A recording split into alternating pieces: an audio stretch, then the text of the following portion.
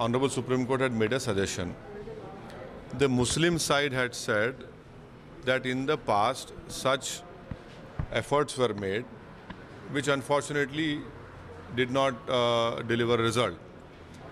But the Supreme Court, when the suggestion was made to Supreme Court, the Muslim side said that if it is a court-monitored mediation and it will be confidential, that those mediatory efforts would not be reported in the media daily, so that certain sections of political parties or people who are having a different ideology would try to use it for their political purposes. It should be kept confidential.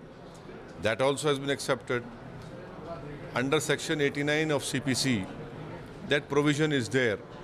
Now the Muslim side and the Nirmohi Akhada has accepted it, the Supreme Court suggestion. Let us wait for the order of the Supreme Court.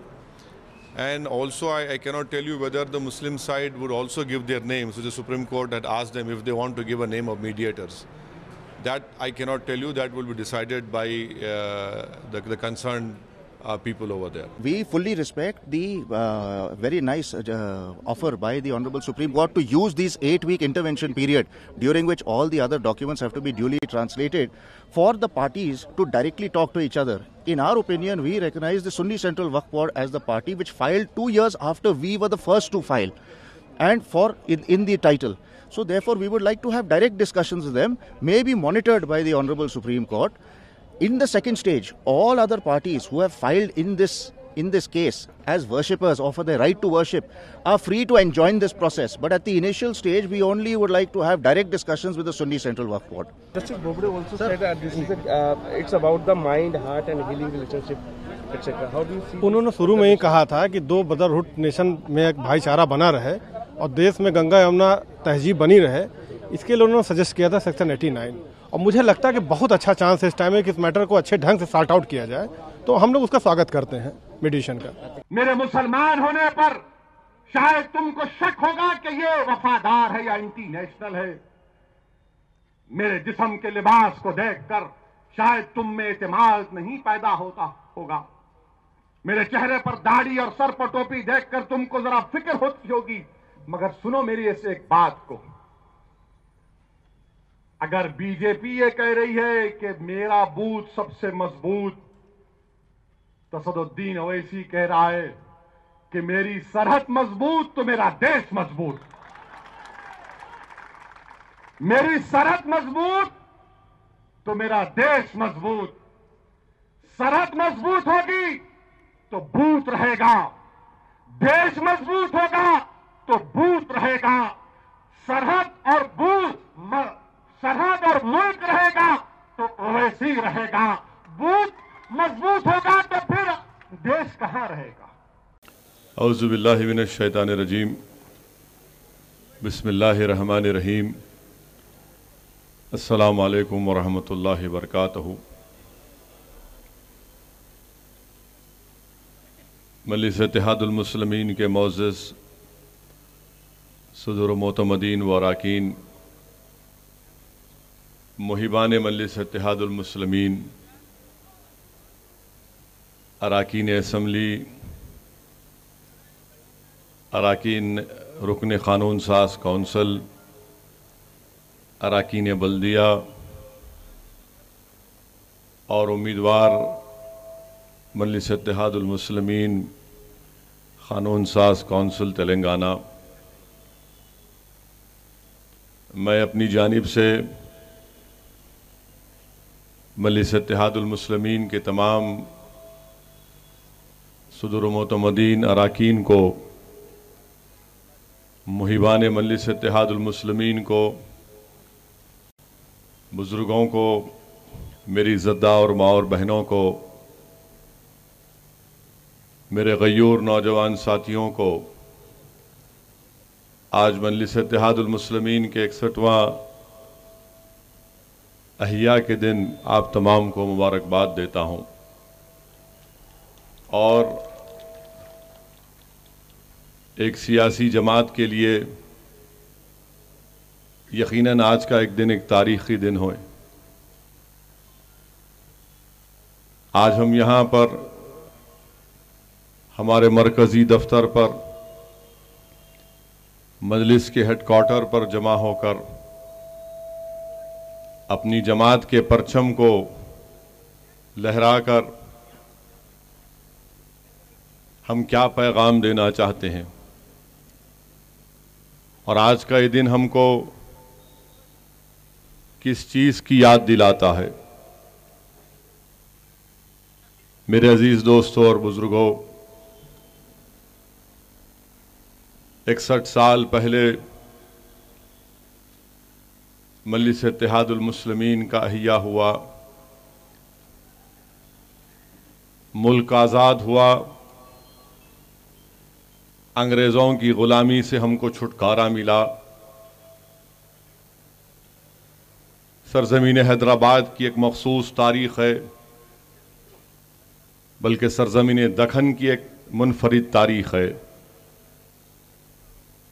Police action हुआ, इससे कोई झुटला नहीं सकता। पंडित सुंदरलाल की report आज भी दिल्ली के Nehru memorial में मौजूद है। उस पुराशुभ दौर के बाद जब मजलिस इत्तेहादुल मुस्लिमीन के अहिया की जिम्मेदारी फ़ख्र मिल्लत अलैहिर्रहमा अब्दुल वाहिद ओवैसी साहब को दी गई, तो फ़ख्र मिल्लत अब्दुल वाहिद ओवैसी ने बड़े ही बुर्दबारी के साथ, बहादुरी के साथ और हिकमत अमली के साथ मजलिस इत्तेहादुल मुस्लिमीन के इस कारवां को लेकर आगे बढ़े।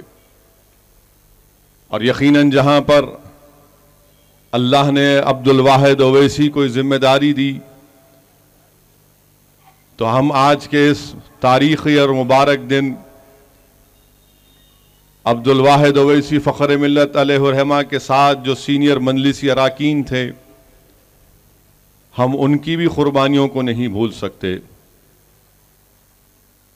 61 साल पहले मजलिस इत्तेहादुल मुस्लिमीन के पास दारुस्सलाम नहीं था। 61 साल पहले मजलिस इत्तेहादुल मुस्लिमीन के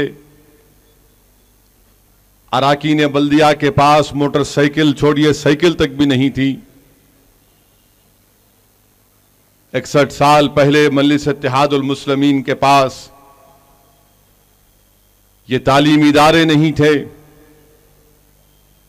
61 साल पहले मजलिस इत्तेहादुल मुस्लिमीन के पास असरा और ओवैसी हॉस्पिटल नहीं था। 61 साल पहले मजलिस इत्तेहादुल मुस्लिमीन के पास कुछ भी नहीं था। तो क्या था मजलिस इत्तेहादुल मुस्लिमीन के पास, जिसको आज हम खो रहे हैं, जिसकी कमी हमको महसूस होती है। मजलिस इत्तेहादुल मुस्लिमीन के पास 61 साल पहले क्या था? अल्लाह की जात पर अटूट भरोसा। 61 साल पहले मजलिस इत्तेहादुल मुस्लिमीन के पास एक बेलौस जज्बा और एक जुनून था कि हम हिंदुस्तान की जमहूरियत में, हिंदुस्तान के आइन के जरिए हिंदुस्तान के मुसलमानों को, दलितों को, कमजोर तबकात को लेकर एक सियासी कुव्वत बनेंगे। 61 साल पहले जब अब्दुल वाहिद ओवैसी ने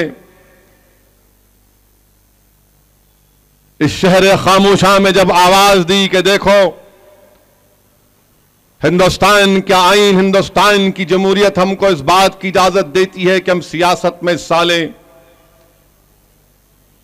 तो हैदराबाद से लेकर दिल्ली तक लोग परेशान थे। एक जलजला पैदा हो गया कि आखिर कौन है यह शख्स जो हिंदुस्तान के आइन का भी हवाला दे रहा है, हिंदुस्तान की जमहूरियत की मजबूती की बात कर रहा है और आवाम से कह रहा है कि अपने हुकूक को अगर हासिल करना है तो हिंदुस्तान की जमहूरियत में हिस्सा लो। हिंदुस्तान का आइन तुमको कॉन्स्टिट्यूशन इस बात की इजाजत देता है। हिंदुस्तान के उस वक्त के बड़े बड़े सियासी कायदीन जिनका ताल्लुक कांग्रेस से था, उन सब ने अब्दुल वाहिद ओवैसी की मजम्मत की, तनकीद का निशाना बनाया और कहा कि यह दीवानेपन की हरकत है, यह हिमाकत है, यह खुदकशी है। पुराशूब दौर पुलिस एक्शन के बाद यह कौन है जो मुसलमानों को जमहूरियत का पैगाम दे रहा है, जो हिंदुस्तान में आवाज लगा रहा है कि यह संविधान और आइन के तहत तुमको एक ताकत मिलेगी।